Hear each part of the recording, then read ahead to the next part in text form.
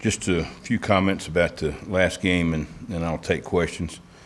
I promise you, I'm never going to get used to giving up 400 yards. That's not acceptable.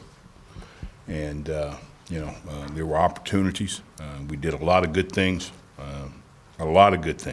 and we got 2 plays that accounted for about 160 yards, and that's totally unacceptable. Both of those plays were easy plays that we should have made. We didn't, and I take the responsibility of that. The one thing that I'm really excited about, there's a lot of things that we did well. They were 4 on 14 in terms of third down conversion, so we were over 72%, getting off the field on third down, which is good. That's good enough to win. We had 3 takeaways. One of them got taken away because of a penalty, so we felt like we, met that standard, and we had 7 3-and-outs. So, we did a good job of getting off the field. There's some plays that we got to play better, and again, that goes back to coaching, and we're going to get it corrected. With that, I'll be happy to start taking questions. Coach, a tie game going into the fourth quarter, and you guys really stood tall then, just 34 yards. What can you build on with the way those guys played in the fourth? Well, I think it goes to playing well, but also a little bit of attitude. We had, and I'm not going to go into names. We had a couple guys on the sideline that took our football team over in the fourth quarter.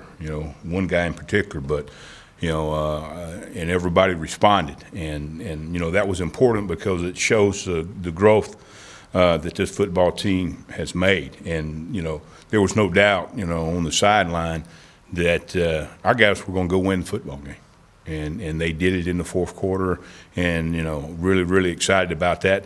And I think we could have, like I said, we could have played better. Colorado State had a good game plan. They played hard. They were they were well coached. Got a lot of respect for their coaching staff. Coach Bobo, I've played against many a times, and he's always had his teams prepared. But I'm excited about the way our young men responded in the fourth quarter. That was the biggest thing.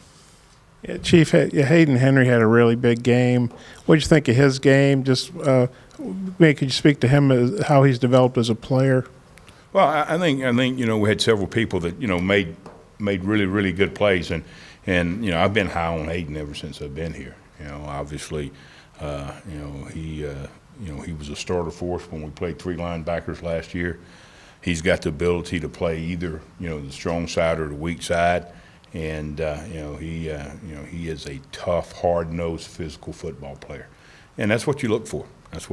And he's going to lay it on the line. He's that kind of guy. He loves playing the game, and we got a bunch of guys like that.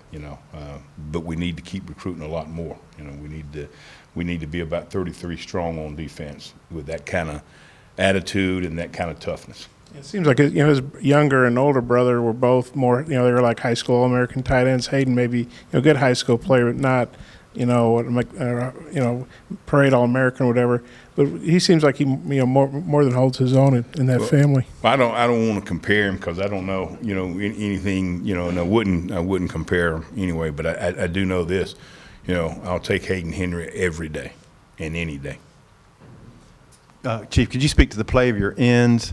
Looked like Colorado State wanted to get to the end a little bit, and then JaMarr Bell, you get him back this week. What's his status? Well, like I said, Coach will always speak on that. He will speak on that, and yeah, we did. There was a couple times that we didn't make the adjustment.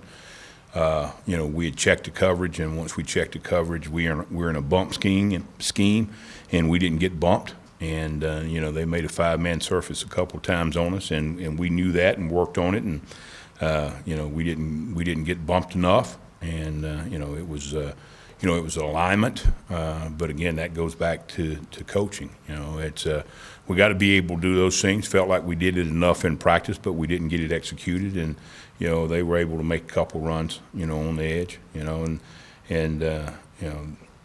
we got to be better. Chad mentioned he thought JaMarr would be back. What would he add if you were able to get him back into the mix at the end? Well, some maturity, some maturity. He's played ball here, and like I said, I think Coach Caldwell has done a great job with those freshmen. We've played 2.5 ball games with one older guy and a bunch of freshmen, you know, and they're growing up, you know, and you know, if you associate them getting to the edge, you know, with those ends, that wasn't the case. As I said last week, it's if they get outside of us, it's not always the end's fault, you know. So you know, it more so or not, it was us not, you know, with our linebacking core and a safety involved, you know, getting the correct bump and how far we had to bump. Chad said bumpers probably day to day this week.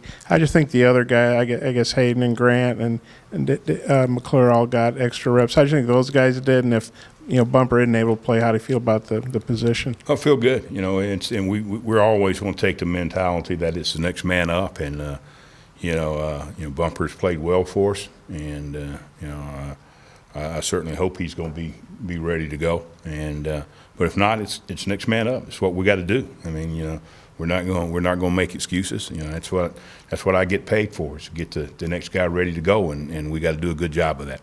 Coach, what's your take on San Jose State? What do they present, and what do they want to do? Well, you know, they've got some athletes outside. They like throwing the football.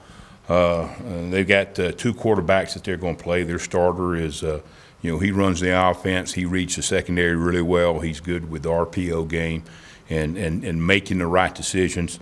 They got a true freshman that comes in and plays, and you know, he's an athlete. You know, he can throw the football, but he's really more of a runner. They get some involved with some option when he gets in the game.